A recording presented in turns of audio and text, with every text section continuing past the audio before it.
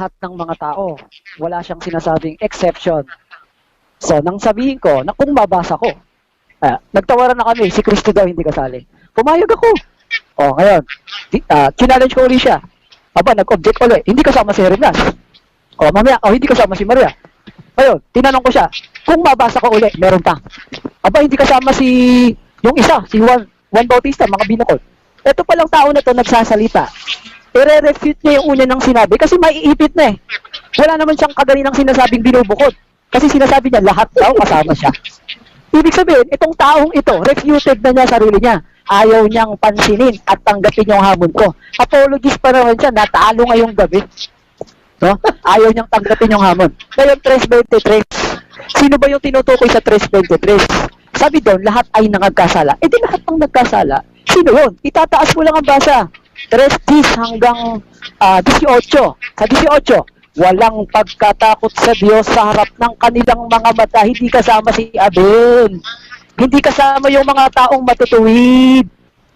Ang tinutukoy sa 3.23, nagkasala. Hindi ng original sin. Nagkasala yan sa kautusan ng Diyos. Hindi yan inherited sin. At ang tinutukoy dyan, mga tao lang na walang takot sa Diyos. Hindi lahat.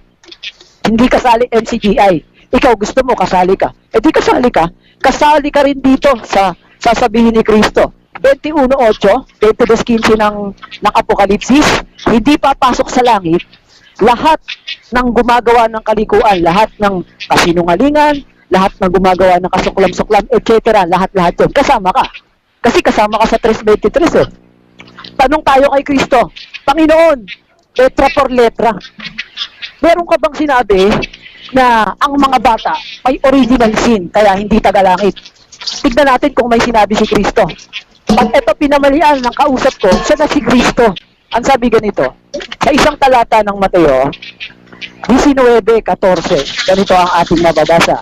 Datapot sinabi ni Jesus, pabayaan ninyo ang maliliit na bata at huwag ninyong pagbawalan silang magsilapit sa akin. Pakiremay na ko, Mr. Moderator, pag 2 minutes. Kapagkat sa mga ganito, ang kaharian ng langit, pero kailangan mabaptize muna para hindi mapunta sa limbo. Wala namang exemption ganun eh. Ang sabi ni Kristo, sa mga ganito, hindi sinabi kailangan mabautisman muna ang bata. Dahil hindi naman pinabautisman ng bata. 5:13-14 ng Ebreo, 14:23 ng Roma, unang Juan 3:4, Santiago 4:17. Ilista mo yung mga talata ko. Tandaan mo, pag lalaban ka sa MCGI, mag-aaral ka muna ng Biblia. Ngayon, letra por letra, kukuha pa tayo sa Biblia. Ang namamana ba, kasalanan?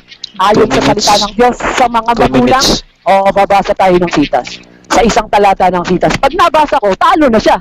No? Kaganina, talo na talaga siya. Ayaw niya tanggapin yung hamon ko. Pero mo, ginawa pang palengke yung debate.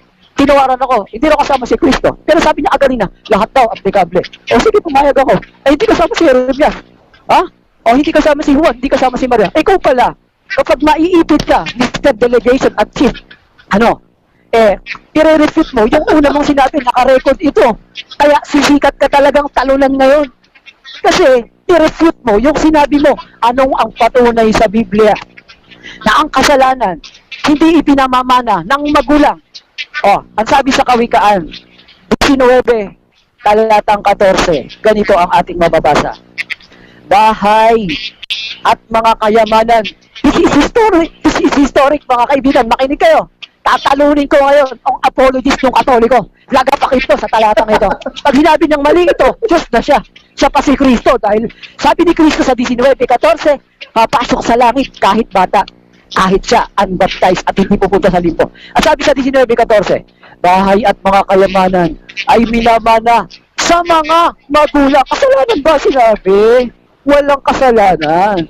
Kasi, yung kasalanan ng isang tao, sasakay niya yun, 18:20 ng Ezekiel. Yung kasalanan, yung ginawa mo namang katwiran, hindi ka maa-apply, hindi mo maidadagdag yun sa anak mo, 14:20 ng Ezekiel. Ibig sabihin, ang magliligtas sa'yo sa kamatayan, yung katwirang ginawa mo pansarili, kaya wala kang minanang kasalanan. Gistos ng Kawikaan, 11:4 ng Kawikaan, gibain mo ang mga talata, Diyos ka na, gumawa ka ng sariling Biblia mo. Ano? Kasi lahat ng binasa ko, nire-refute mo eh. Lahat naman ng binasa ko sa'yo, wala kang mabasang letra. Tapos, pag ihahamon kita ng showdown, umaatras ka, magtatawaran tayo. parang ganito no? Pabili nga ng 1 kilong baboy. O sige, bibigyan kita. Ay, teka, may i-reserve ako yung isa kasi meron akong resepang suki.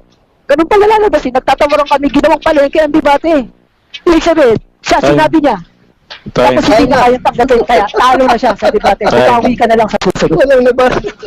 Okay.